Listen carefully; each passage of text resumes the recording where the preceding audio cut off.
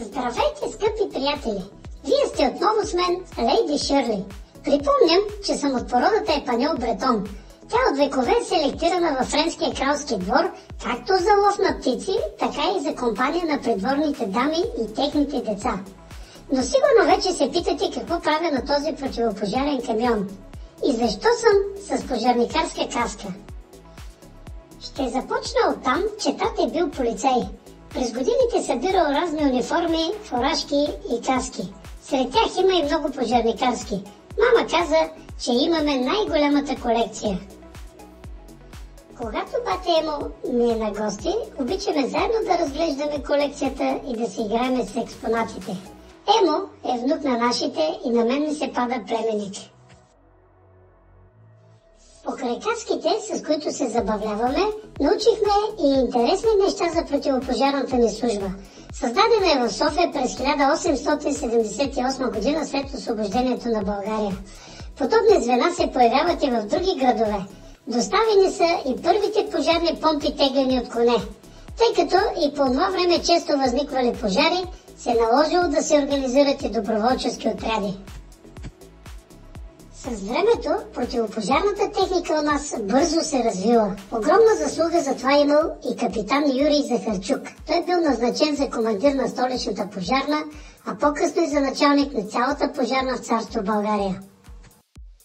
Захарчук обичал да казва, че пожарникарят не блести със своята каска, а със своя дух и професионализъм.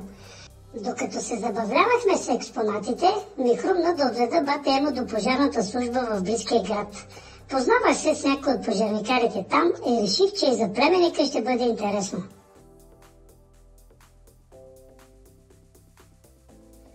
За посещението ни първо уведомих кучето Янко.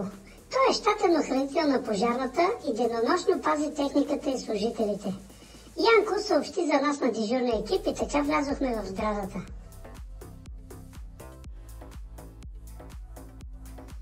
Като за начало разгледахме един около 50 годишен противопожарен камион марка ЗИЛ. Събираше около 2 тона вода. Помислих си, че е музеен експонат, но той още си беше действащ. Пожарникарите го изкараха и с него тръгнахме за първото происшествие за деня.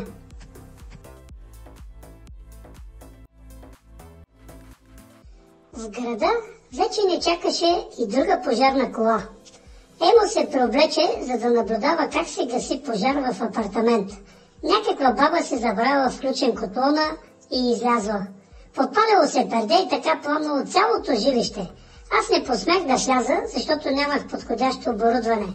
Бате Емо обаче засне кадри с телефона и ми ги показа после.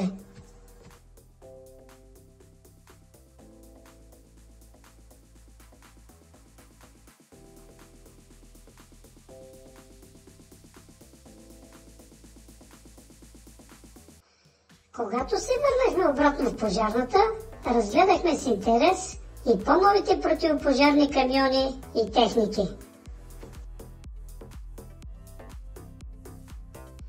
Сред техниката имаше и мощна отводнителна помпа. Ползваше се при бедствие и за изпомпване на водата от мазета, къщи и запушени канализации. Любопитен ми се видя и един тръбен пилон. Пожарникарите можеха да се пускат по него бързо от втория етаж до камионите в гаража. Аз се страхувах, но бате Емо се спусна. Забелязала съм, че към противопожарните служби има и тренировъчни кули. На тях огнеборците редовно се упражняват да се спускат и изкачват по сградите. Дори не направиха и демонстрации.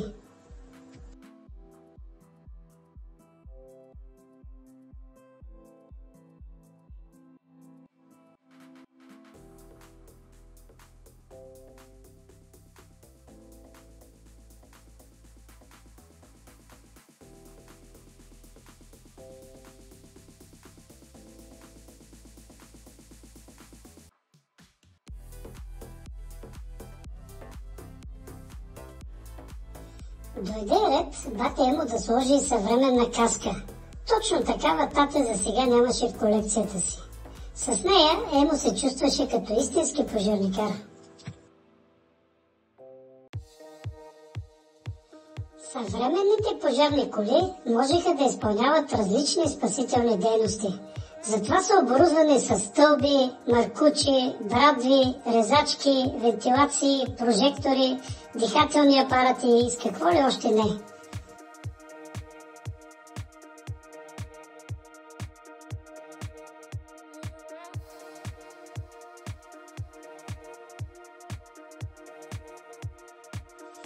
На стелажите имаше водни разклонения за маркучите. Над мен пък надуших генератор, който произвеждаше електричество за осветяване нощем на происшествията или пък на тъмни помещения. В камиона имаше десетки маркучи с различен диаметър. Наричаха се шлангове. На покрива си автомобилът също имаше инструменти, като тази водовземателна стойка. Тя се монтира на подземен хидрант. Служи за пълнене на вода от канализацията, когато цистерната на камиона се изпразни. Автомобил като този събираше около 4 тона вода. Можеше да я пръска върху огъня в продължение на 15 минути. Специални съндъци на покрива имаше и гумени топалки. Виждала съм да гасят с тях огън върху ниска полска и горска растителност.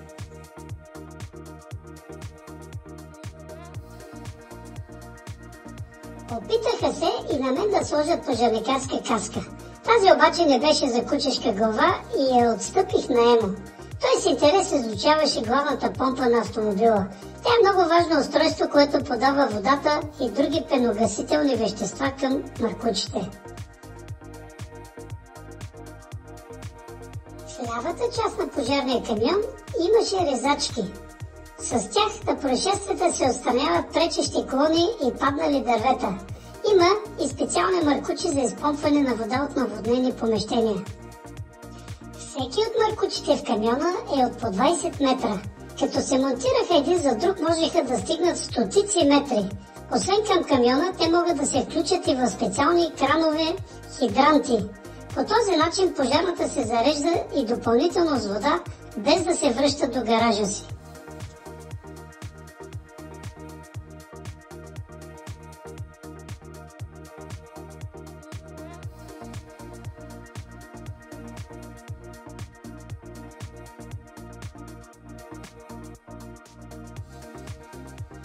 Дойде ред да разгледаме и кабината на автомобила. Бате Емо седна зад волана, а аз се настаних до него. С мен дори си направи снимка за спомен и началничката на службата, главен инспектор Дарина Иванова.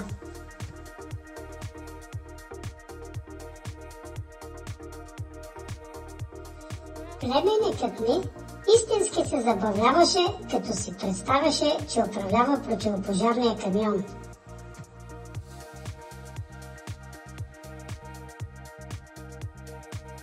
Влязохме и в помещението с пулта на дежурния. В този момент от телефон 112 приех съобщение за горски пожар в планината. Веднага уведомих екипа и се отправихме към происшествието.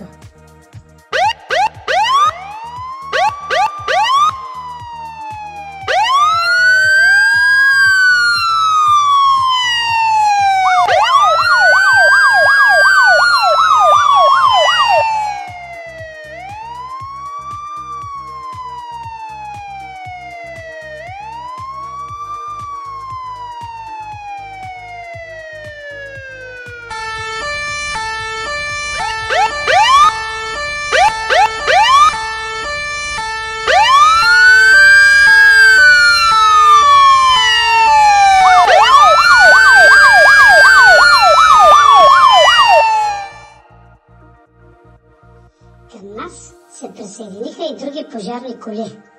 Наблюдавах отстрани как всички заедно потушиха пожара. Успяха да спасят стотици дървета, както и живота на много горски обитатели, сред които беше и една костенурка.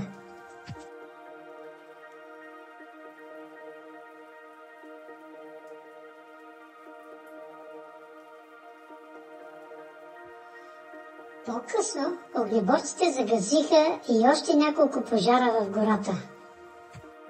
Наближаваше 14 септември, празника на пожарникарите, и тати проветряваше колекцията преди поредната експозиция. Моята задача бе да опазя експонатите чисти от нахалните съседски котки и от всякакви прилитащи птици.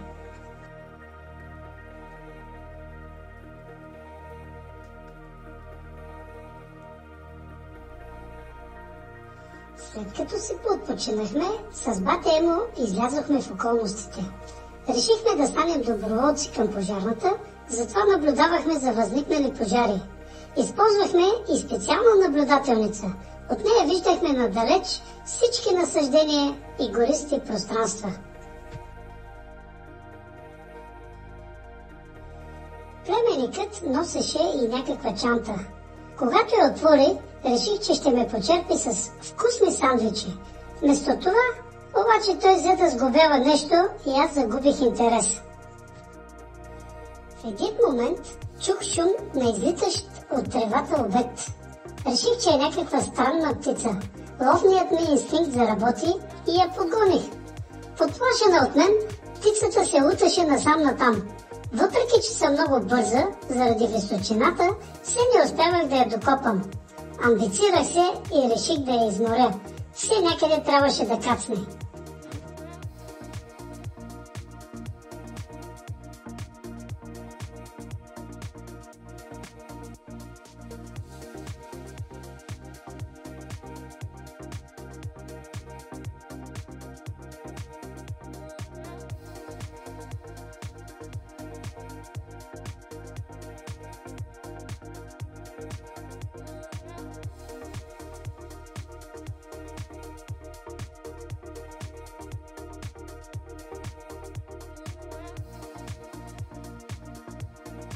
Изморена, след минути, птицата наистина се предаде и кацна.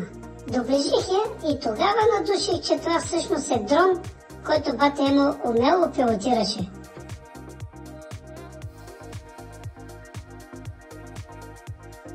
Племенникът демонстративно издигна дрона и над нашата къща, като направи няколко снимки от въздуха.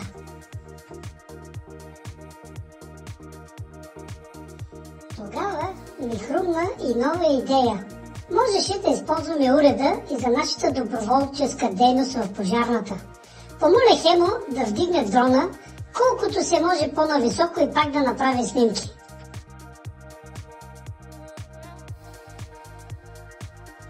Така на фотографиите с дрона забелязахме пушеци над околностите до близкия град. Горяха и горски насаждения.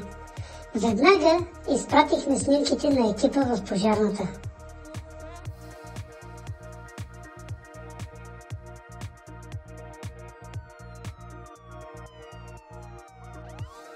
Няколко пожарни коли се отправиха към происшествието. С племенника се качихме в едната от тях.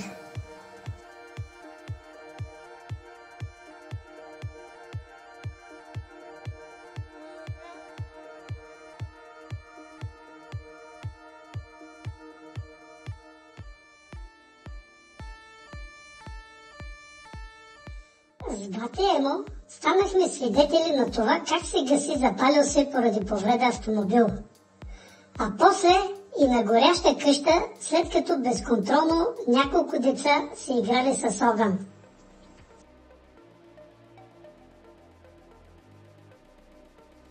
През нощта пък криминални злосторници бяха подпалили за отмъщение 4 автомобила. Имаше опасност да възникнат експлозии, да се запалят и близките сгради и хората в тях да загинат. Затова пожарникарите бързаха да овладеят огъня.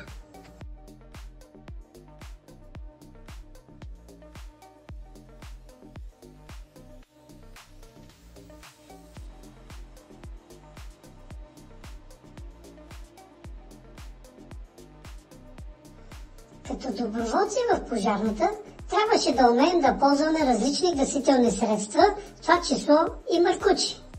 Ето защо за домашна работа вкъщи бата Емо започна да тренира правилно насочване на водната струя. Представяше си, че огънят е в кофата и трябваше да го загаси.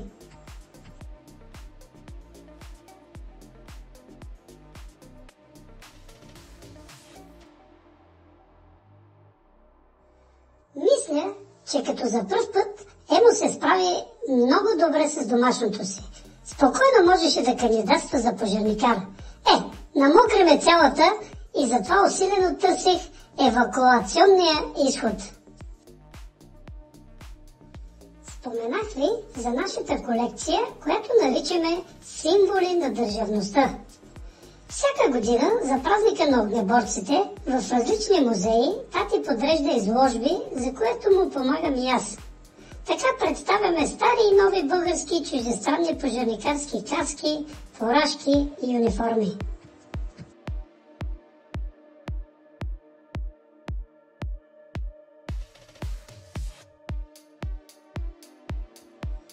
Експозицията съдържа и постери с любопитна информация за историята на пожарната. Изложбите се посещават от стотици хора, сред които и много деца. Така те научават любопитни неща за отговорната професия.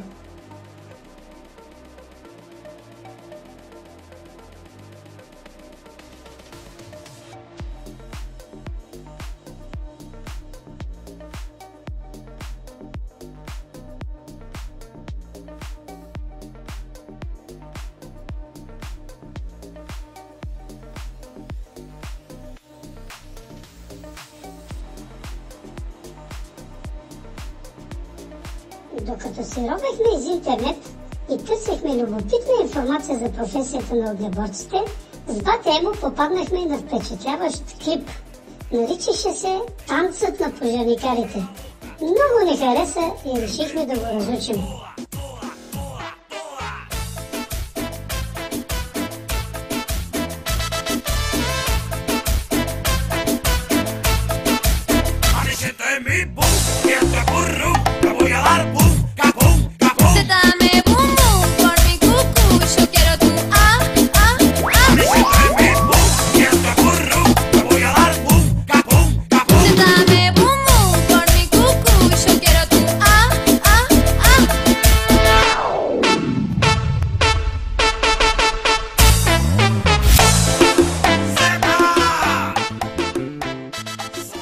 Забавлявахме, изведнъж ми замириса на пушек.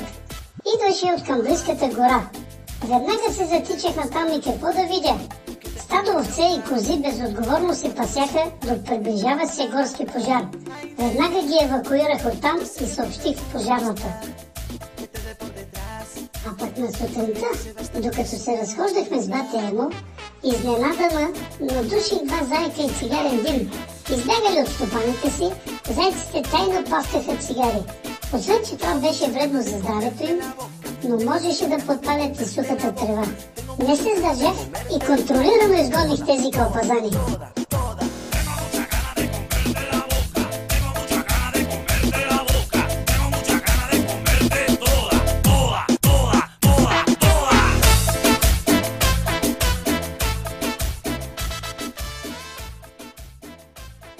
Скъпи приятели, с пожарникарите ви съветваме: вземете пожарогасител и за вкъщи. Не палете огън на открито и не хвърляйте кибритени плечки, фасове, бутилки и отпадъци както в гората, така и в полето. И ако станете свидетели на пожар, веднага се обадете на телефон 112, както постъпвам и аз. Вие бяхте с мен, Лейди Шърли. Обичам ви и до нови срещи!